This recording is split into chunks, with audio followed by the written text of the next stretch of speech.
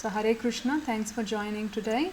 So Bhagavad Gita chapter 2, contents of the Gita summarized. Now we will continue from 11, verse number 11. And thanks for recapping. So far we understood that Arjuna was still lamenting, continuing from the chapter 1, he continued to lament until chapter 2. And in this verse number 7, he surrendered himself to Krishna. That is what we have to take away from those verses, that when we are confused, when we are unable to make strong decisions in our life, and we need to surrender to Krishna, Guru first, and then Guru will guide us. So in this world, no shelter. We need to realize that we think we are the shelter giving person for our family members, or we might think the head of the family member is the shelter giving person for all of my family. So when we have this wrong bodily identification and think, in the bodily conception, that is where the confusion arises, that we don't know sometimes what is right, what is wrong, when to lament, when to not to lament. So there are things from this chapter, it's a very important chapter also, very basic for all of us to get into the spiritual life. We need to understand the basic concept, because we know how it is very lamenting situation when we lose our loved ones, dear ones, or anything like that. But when we understand the concept, like why and what is the philosophy, what is the message that we can derive from this chapter 2, then we will become very dhira, that means equipoised. So we will not be too much attracted to the happiness, or too much lamenting about the sadness that come in our life, which come and go like summer and winter. So we will begin from chapter 11, verse number 11.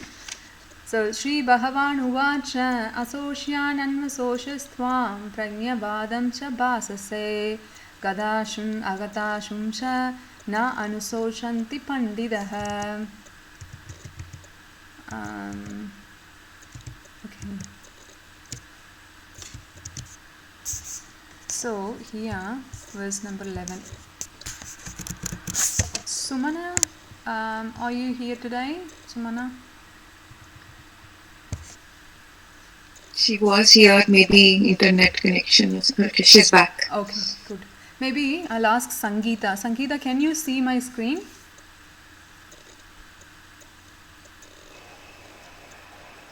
Yes, Mataji. Can you please read the translation?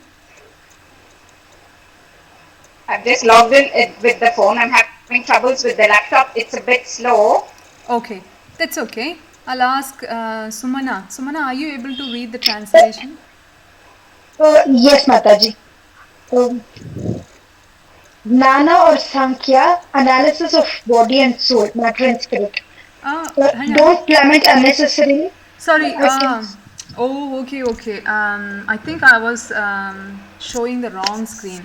Okay, just bear with me. I'll just change the presenting thing.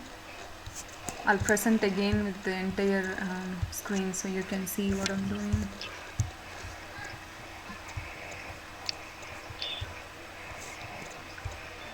Okay, so the translation will be up there that I'm going to show now. Yes, Mataji, I can see it. So translation, the Supreme Personality of Godhead said, while speaking learned words, ye are mourning for what is not worthy of grief. Those who are wise lament neither for the living nor for the dead. Right. So clearly Krishna is saying here, look, you talk like a big person, Vidya, Vidwan, one who is learned. You're talking like Vidwan, but you're lamenting for that neither for the living nor for the dead. You're lamenting for something that is not worthy of grief. Sometimes in our life also, what we do, we start to worry about so many things when it's not even worth worrying. Sometimes what happens, some people have this tendency, start to think about something that is going to happen, but that the chances are very less that is going to happen, but they start to think about what if that will happen, and then because they thought like that, and then they will execute their conversation in such a way that has happened already. Now how would I react, and what are the consequences I would face? so many, the mind is a culprit, the mind tricks us so much that it will take you away from the important things, which is spiritual consciousness, and then put you in the way that which is not worth it, that is material consciousness. So here Krishna is saying that you are coming from Aryan family, very civilized family, right? You're coming from civilized family, but the way you're talking is like so un-Aryan. It's not, it doesn't look like civilized. So civilized means one who has learnt already that what is spirit, what is soul. So they shouldn't be worrying about it. So next verse. Okay, all individuals exist eternally. Nathu evaham jatu nasam, natvam nema janadipa, nachayeva na bhavishyamaha, sarve vayam ataparam. So if we look at the translation, never was there a time when I did not exist, nor you, nor all these kings, nor in the future shall any of us cease to be. So it is said that everyone, we are all part and parcel of Krishna, correct? So we are all part and parcel of Krishna. So, but what we think is we are the body, and we think we don't have connection with the God. Sometimes if good things happen, we think it's because of me that I've been very good, that's why the good things coming to me. When the bad things happen, what we say is I'm not bad, it's ridiculous how God does all these type of things. They only test good people by sending all these bad reactions, but they don't understand really. They don't through Jnana Shakshu or Vidya Shakshu, they don't see things through the Vidya Shakshu, simply because they are looking at the perception of from their own body and mind. They think whatever good happens because of them. Kartya aham, what is that? Prakriti kriyamanani guna karmani sarvashaha ahangara vimudatma karta ahamiti manyate. So he'll think that I am the doer. If good things happen, I am the doer. If bad things happen, God is bad.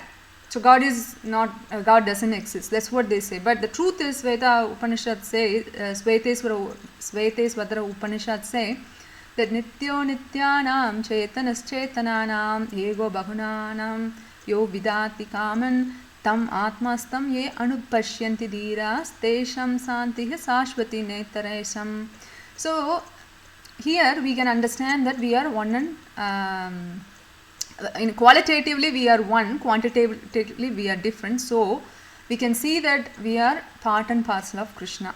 Okay, when we understand that we don't worry about all this, we always existed. It's not that we only come into existence 15-30 years ago and then we will stop to exist maybe another 40-50 years after, and then again we come into existence next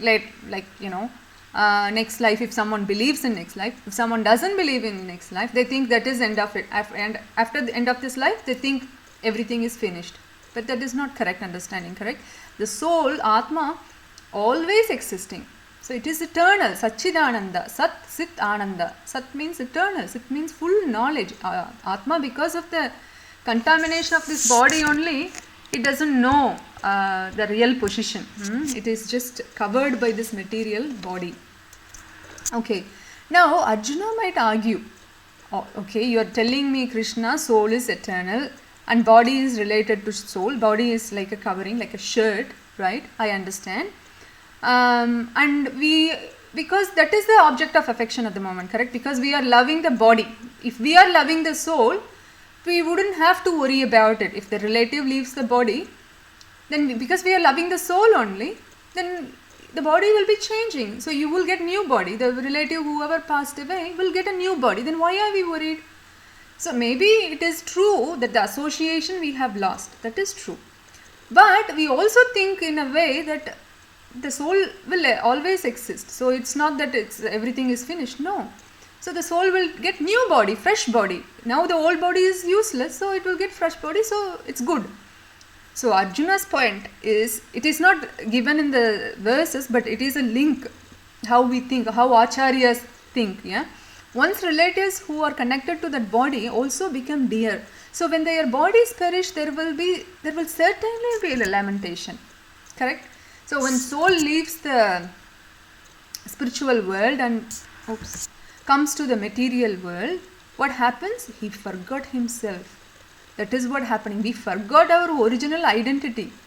And what we think, oh, we are this body. So made up of flesh and bones. But we are more than that. So, can anyone read this? Maybe Mathur, can you read? Anshu.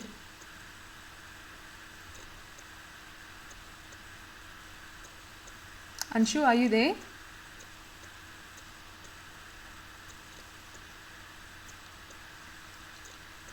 Okay. Anyone else can read? Deepthi, maybe? Yes, Mataji. Nana Samkhya, analysis of body and soul, matter and spirit. Change of body is eternal. Dehinosmin yada dehe kaumaram yauvanam jara tata dehandara prapti thiris tattana muthyati. Arjuna might argue, but still I am attached to the I am attached to the current bodies and lament due to the separation from them.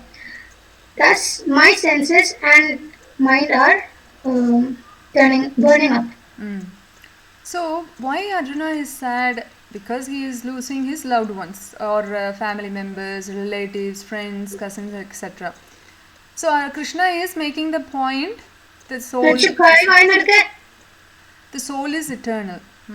And here Krishna is saying that from when the baby is born, it's not changing the body only when the body is dead, but throughout our life we are changing the body.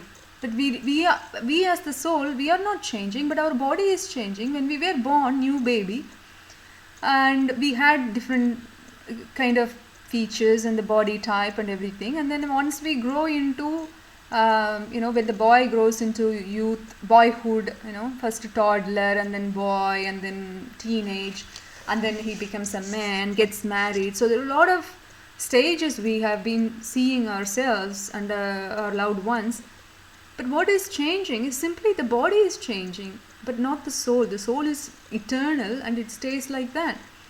And when we understand, Krishna is saying that you understand that, like Dhira means one who understands our constitutional position and not disturbed by so-called the bodily changes. I already mentioned every 7 years all the cells in our body changes, every 23 days the cells changing. So constantly our body, physiology is changing. It's not that it's just fixed and that's it. No, it is changing, right? And sometimes the weather changes, our body reacts differently.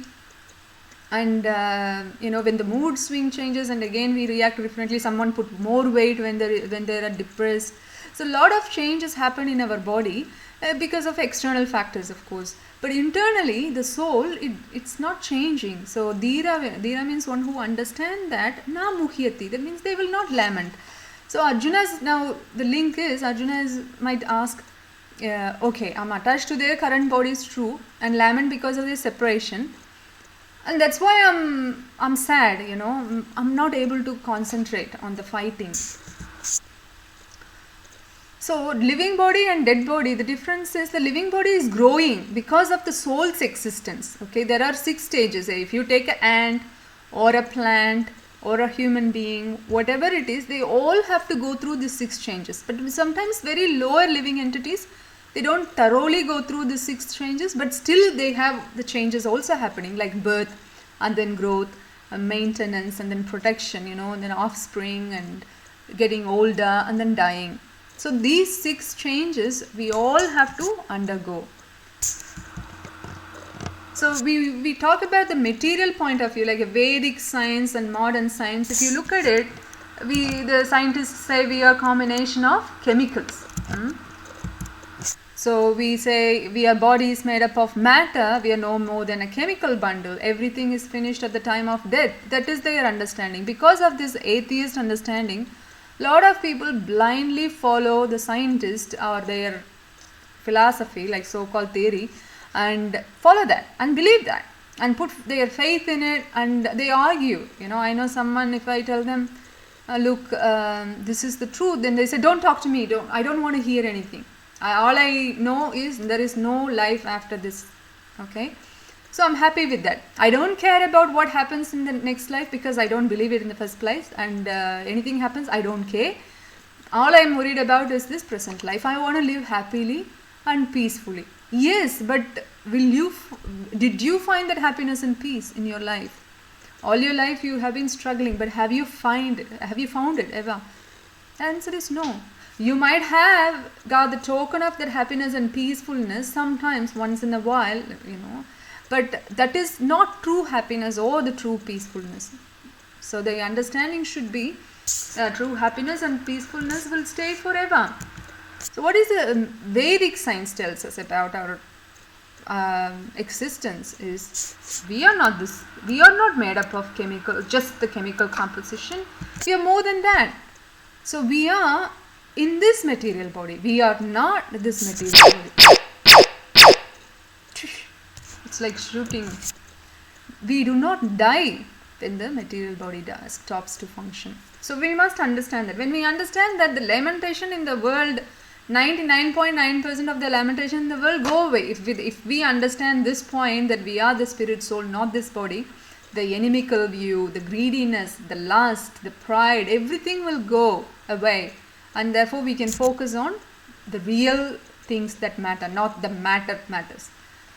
Okay, so if we look at the car example, right? So it's an analogy now. So like a car and the driver, we are the body, the soul and the body, correct? So the driver is driving the car needs to be taken care of, definitely, no doubt, put the fuel, maintain it and drive the car, and then you reach the destination. But what happens if you are not taking care of the driver and not giving him food?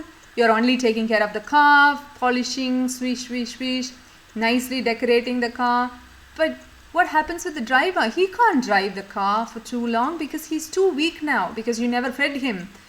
So that is the problem with us, because we are feeding too much on the bodily consciousness. Okay, we are focusing on our external factors. We want to be beautiful, we want to be pretty or talking nicely, attract people, want to be famous, want to get promotion. So we have all this designation, sarva upadi vinirmuktam. So that means we are so interested in these upadis, that means material designations. I am mother, I am father, I am analyst, I am a manager. So we have this identification that have overtaken our actual identity, that is the driver, supposed to use this body as a vehicle to reach our real destination, which is the spiritual world. But rather we are spending too much time looking after the car, but not the driver. So same analogy applies to the cage and the bird. So the old lady is looking after the cage and decorating with the golden paint and always cleaning nice and neat. What happens was never fed the parrot, and the parrot died. So only looking after the cage and not looking after the parrot is actually nonsense. So you need to actually look after the parrot, not the cage. Yes, you need to maintain it. So yes, we need to maintain our body, but not just that's it. So there's more than that. We need to actually take care of ourselves. That is the soul. So when we say, I think we discussed this. When there is a person, when he passes away, when he is dead, what we say? It's now dead body. That's one thing. It's not live anymore. And the other thing is, we say he has passed away. Then who is he? That he is the soul that he's passed away, right?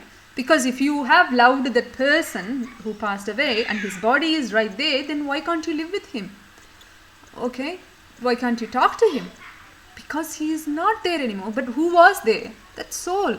So that soul has left, the body only alive. If the soul and the body are the same, then why don't you treat the body, dead body, as if it is again the same living body? Correct? We immediately understand there is a disconnection there. Once the body is no longer alive, the soul is no longer alive. The symptoms of the body is what? That consciousness, that soul's existence. If that is left already, Then do you go and enjoy with the dead body? Do you feed the dead body? No, you just get rid of the dead body. You wanted to really get rid of it because there are a lot of other factors involved for final rituals, and then there is a hygiene, there is a ceremony, there are so many factors, correct?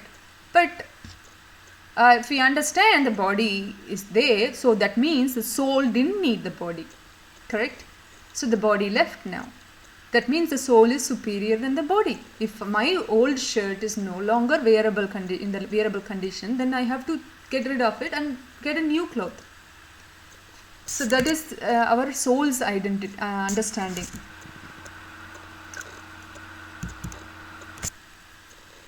So we already discussed this. So the consciousness is what the symptom of the soul's existence. So consciousness means what? Thinking, willing, feeling, everything. Okay, there is another thing. It is scientifically also proven, and because this is so much because of so much political reasoning, lot of information, even though scientists find those information which are very relevant to the Vedic science, they don't want to disclose it to the broader community worldwide. Why? Because of the political reasons. Okay, people don't want to think there is soul, there is body. Then how can they sell the cosmetic items? How can they sell all the whatever the items they wanted to sell to the public? And people wanted to be cheated, so there are cheaters existing.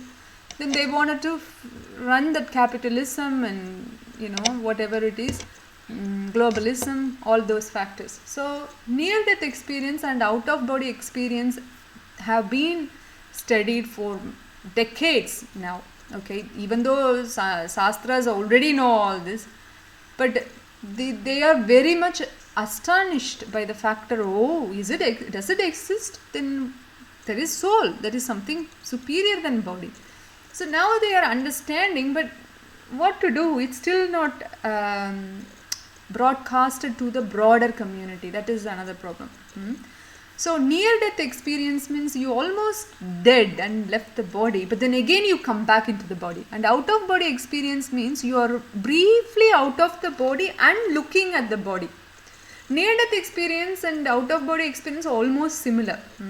You dead and you're not very conscious as you're dead. And then out-of-body experience is that the soul is actively looking at his own body and seeing everything. Okay, I'll tell you an example. One time, there was a lady and she was born blind. She doesn't have eyesight. And she had to go through a surgery. And when she went through the surgery, she almost passed away for some brief amount of time. That time the doctors declared, the heart rate, everything is down, so okay, it's done, it's finished. But they are still working with the knife, and they're doing all this, trying to recover the lady from this. So the lady come out and then looked at it, and she can see everything. Okay, hang on a minute. Didn't I say she is blind? Then what is she seeing? How is she seeing? Meaning, soul has its own eyes and ears, right? Because it's Satchidananda. It can't be dumb and deaf. So the lady could see everything, and who is holding what equipment, tools in the surgery theatre, and she can see and hear what they are talking. And then she went back into the bed again. When she came back, she, the body shaked, agitated or something, and she got her consciousness back. And then and then operation was obviously success because she's back. And the doctors were like, wow, that's great. And after a bit of time, the lady said, look, I saw you, all of you. And this is what you've been doing and holding and talking. And the entire crew got surprised. Oh, really? So that is strange. And then it came out to be this is out-of-body experience. And they were really amazed because she is blind and she could see everything. So this kind of experience changed many people come into spiritual path because they understood the factor. So for some people it has to happen in their life so they can understand. But for some people, it won't happen. So out of body experience, it could happen to us also. It happens to me also. Sometimes, you'll feel like floating on the air and then coming back again to the body. This is, it's just sometimes glimpse of it. There's it's called the transit between your deep sleep and the initial set of sleep. You might experience that also. And near death experience, it's a little more intense, I would say, but it's similar still. So we can say that statistically it's given 11 to 14% of average American population, they have had this out of body experience. It's from medical journal. And again with near death experience also, it is enough research has been done, and with credentials. So yeah, there are books also available. Okay, this is important verse number 14. Matras parasastu kaunteya sitoshna suvadukada ahama apayena anityastam tidikshashva bharata. So in this verse, Krishna is telling to Arjuna, look, Sugha and Dukkha come like Sita and Ushna. Sita means winter and Ushna means summer.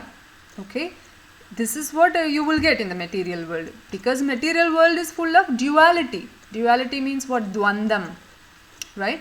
So when there is duality, you can't expect everything to have flat curve. You can't expect that. Every up and down only. This is material world. It's supposed to be like that. It is designed like that only.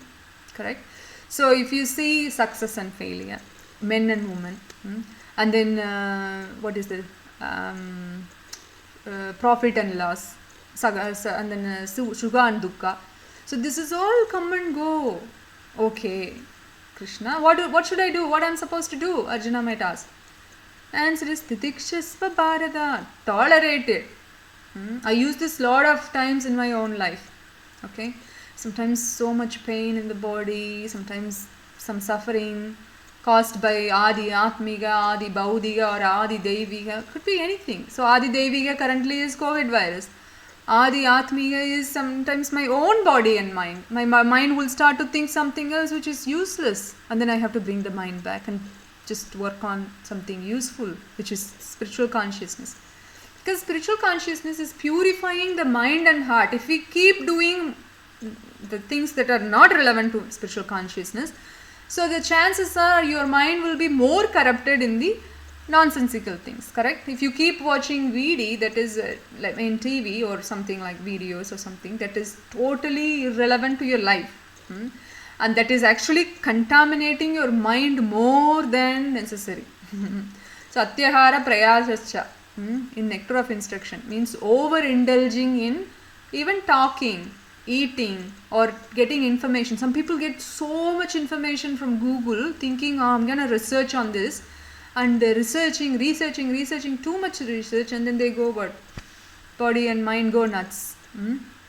You don't have to Google everything. Google Guru is like more popular than the real Guru and Paramatma these days, right? So you just need to get the information that is necessary. You need to eat the food that is necessary for your body. You don't have to overeat, over-endeavor, over-accumulate wealth.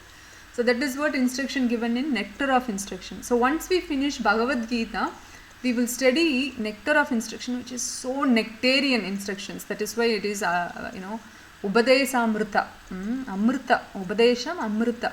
So when we study that, we will understand more, and actually we spend time on what is actually useful for our soul.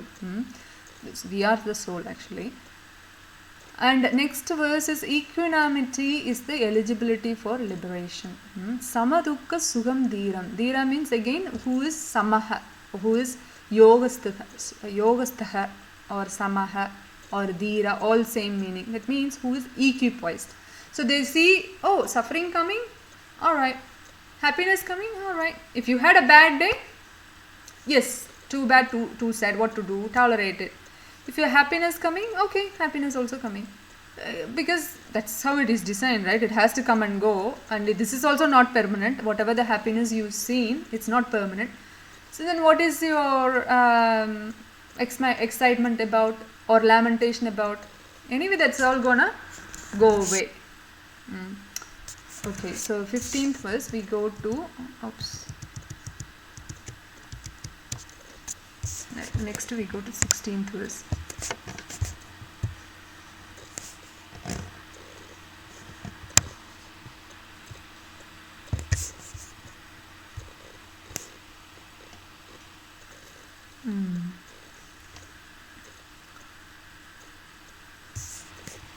Anshu, are you there? Yes, I'm here. Okay, can you please read the translation for 16? Yeah. Those who are seers of the truth have concluded that of the non-existence, the material body, there is no adherence, and of the eternal, the soul, there is no change. This they have concluded by studying the nature of both. Should I read the purport as well? No need. So, of the non-existent, which is material body, there is no endurance. And when the soul, there is no change. So, that means it's not permanent. Material body means it's not permanent, it's temporary only. And the spiritual soul, which is eternal, so there is no change. So who has studied this, understood this, Darsibihi means who has seen this tattva. Tattva means truth. So who has seen this truth, they understand. They are the real seer of the truth. So when we understand that, we are seeing things as they are. Otherwise what happens, we will lament, oh, this shouldn't have happened to me. This is too bad. This shouldn't have happened to me. But if we understand the concept from chapter 2, then we will understand everything. Oh yes, Krishna has already said to Arjuna 5000 years ago, there is no change, in the philosophy and tattva. It still exists. Still we have problems. 5000 years ago only problems we had. No, we still have the problem. It will continue to happen for whoever future generation to come. Who knows, we might die and take birth again in the same planet or different planet, and then we will continue to suffer. Who knows? Until or unless we take up the path of bhakti. There are many kinds of transcendentalists. Only bhaktas, the real transcendentalist and topmost transcendentalist. So if we take up the path of bhakti, then we don't have to worry about all this. Okay, the spirit and matter, we understand this is different, and therefore we will not lament.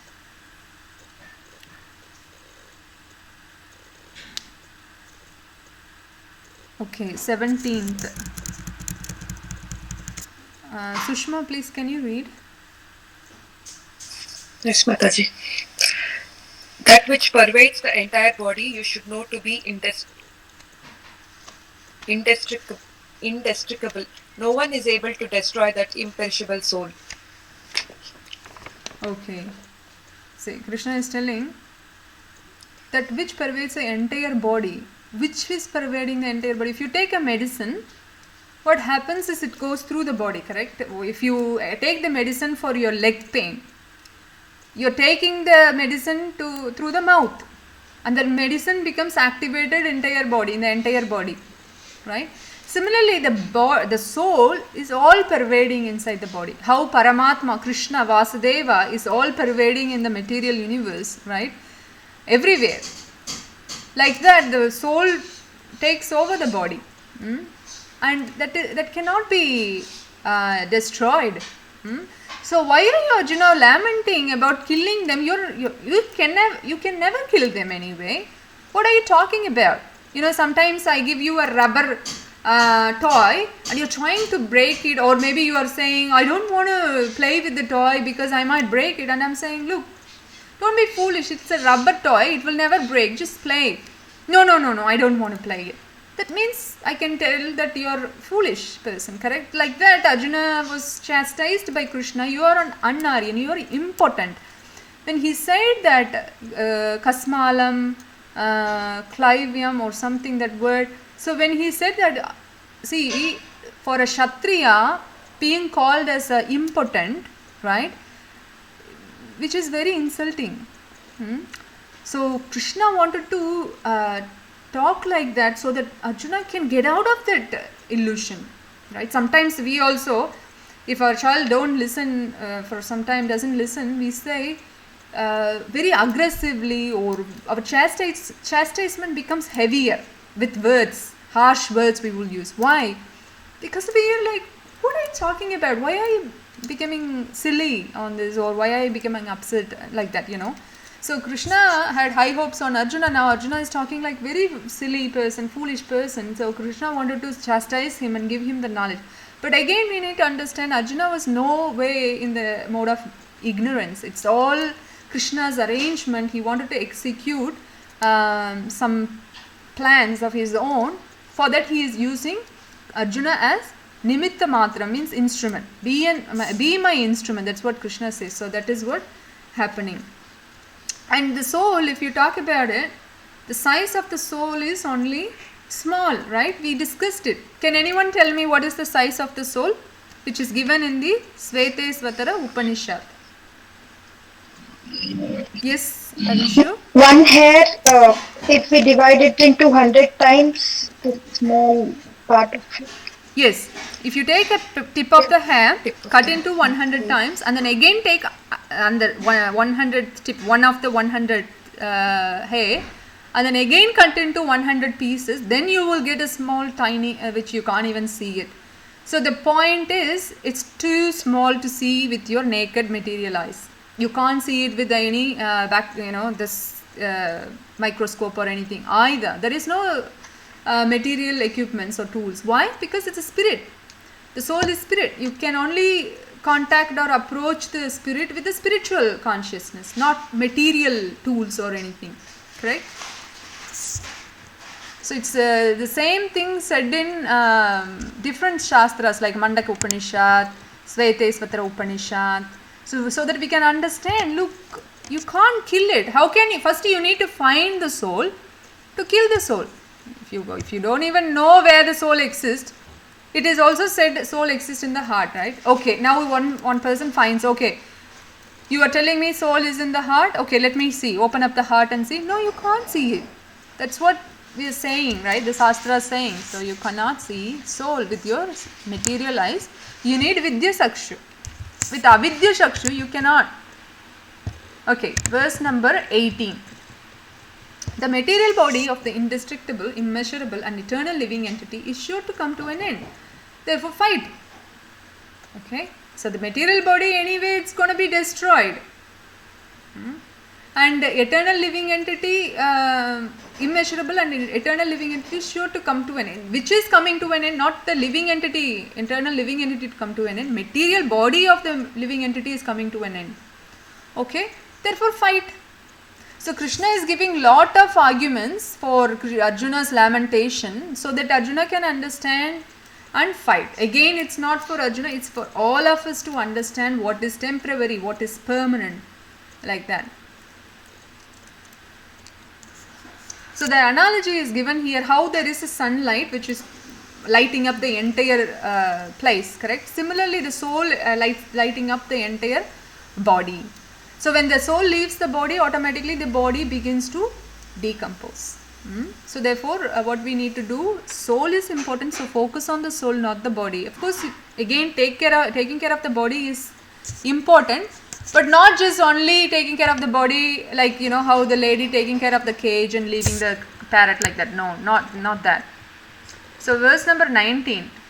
Neither he who thinks the living entity the slayer, nor he who thinks it slain is in knowledge, for the self slays not nor is slain. Okay, it's too many slain, complicating the phrase, but that's okay. It's just the point is, you cannot kill the soul. That is the point. You cannot kill the soul. And the soul cannot be killed. You cannot kill and soul cannot be killed. So we will also study if is there any special weapons to kill the soul. The only weapon that can kill the soul is when we do not take bhakti, then we are killing our own soul. That is what it is. But that is like a metaphor, not really we can kill the soul. That killing the soul in that sense is that you are wasting your life in this body. So after 8.4 million species of lifetimes, we come to a place where we become a human, take human birth. And after all those millions of lifetimes, we still haven't learned the lesson, and coming to the human life, still wasting the human life by engaging ourselves with everything non spiritual consciousness. Correct? When we are not practicing bhakti, then we are wasting our human life. That means we are wasting the existence of our soul, and we are just spending time in everything else. And then after end of this life, what we are doing is we are actually creating our next body. It could be anything, animal body, because we behave like an animal, or we behave like a tree. So one time it was said that the ladies who expose their body, naked bodies outside, like film industry or something like that, modern models or something, they take birth as a tree, because the tree is naked always. So the law of nature, what it does is, depending on your desire and your behavior, it will give you next body. So that means we are creating our own body for next life.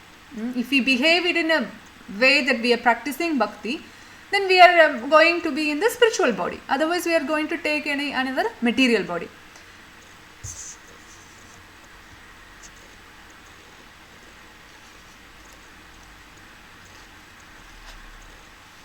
So text number 20.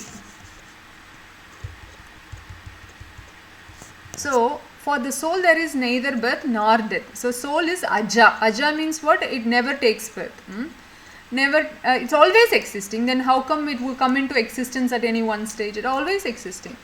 And only the thing is, he's taking different bodies depending on his karma and everything. He's taking different body.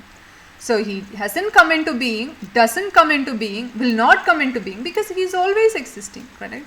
He is unborn, eternal, ever existing and primeval. And he is not slain when the body is slain. So the body is killed, he is not killed. When the body is dead, he is not dead. He will just move on to the next body. So, why we say that the soul consciousness and everything is, especially with an example given by Prabhupada in the purport, even if you see old man, he still have desires as if he is a young man and want to enjoy his youthful life. You know what I mean? So, I know one old man, he came to Australia. He was a very big doctor in India, and he came to Australia. He stayed with us for a few days. Why? To enjoy the places, sightseeing and everything. So I could ask, look, you are almost at the end of your life. Why don't you go and do some parikram, holy dham, visit like that? Yatras. Why can't you do why don't you do yatras and take some accumulate some punya? Instead of that, you are just seeing the beach and water, and what is the use? But people don't understand. Even if they are coming from India, they are very old. For us, we are like less than 30, 40 years old. We at least think about that. But for him to be on 75 years old or something, he would have seen, like even before us, the things that is very followed very ritually, Vedically. You know what I mean? But these days, everything becomes so nuclear, modern and conventional. But those days he might have seen like good things, more good things than now, correct? So that could have influenced him. But see what Maya does? Corrupted his mind. With all these modern technologies, corrupted his mind, spent so much money by coming to here to enjoy his material body with, sightseeing and eating nice things like that. So, okay. So we are 453. So the point from 21 verse is no one can kill the soul. And 22 is, we already discussed it. When the cloth is torn, we simply throw away the cloth, correct? We don't keep it and then lament about it, oh no. But some people do actually. Oh, this is my favorite cloth and it's torn, no. So they're even more silly than normal. So, what other things we can learn? Let me see.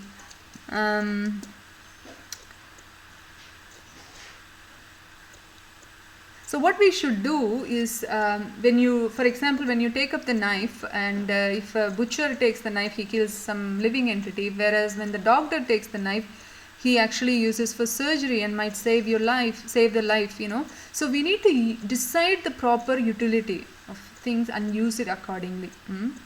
So when we are in the complete knowledge, then only we can understand these factors. Otherwise, what happens is we think body is superior and there is no soul, and therefore I can enjoy, and once I die. That's it, end of the story, end of the chapter.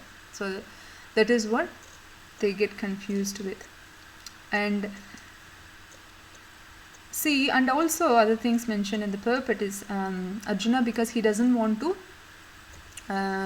be violent, correct, naturally, because of his soft-heartedness, which we discussed already, being compassionate, being a devotee and friends with Krishna. So he had all divinely qualities, correct, and he doesn't want to be engaging in himself in the violence. But for the killing, for the principle of religion, for the dharma, it is allowed. The violence is allowed, not whimsically, not because he is my enemy country, I'm going to kill him because he didn't supply some food or something like that. And when Krishna says engage in violence, then it is a supreme justice, no parao dharma than that, no supreme dharma than that. And so-called violence is permitted because anyway the soul cannot be killed, correct? So-called violence is permitted because anyway the persons who died in the battlefield will go to heavenly planets, higher planets only, correct? And who Krishna gave darshan to those who Krishna gave darshan to when he was in the battlefield, the opposite parties saw him, then they even got moksha. So they even more superior than higher planets. So the understanding should be that it's not bad. Violence is always, shouldn't think that it is bad, but rather it should be used wisely, like how the knife is used by two different people. Okay, I'll stop here at 22nd verse, and we will discuss past life memories, which is very interesting story I have in the next class. Any questions or comments?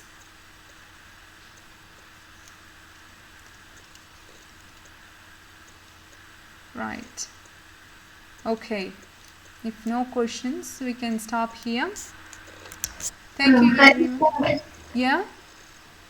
Yeah, I just have a small question. What is that, similarity or difference of soul and consciousness? The consciousness is the symptom of the soul.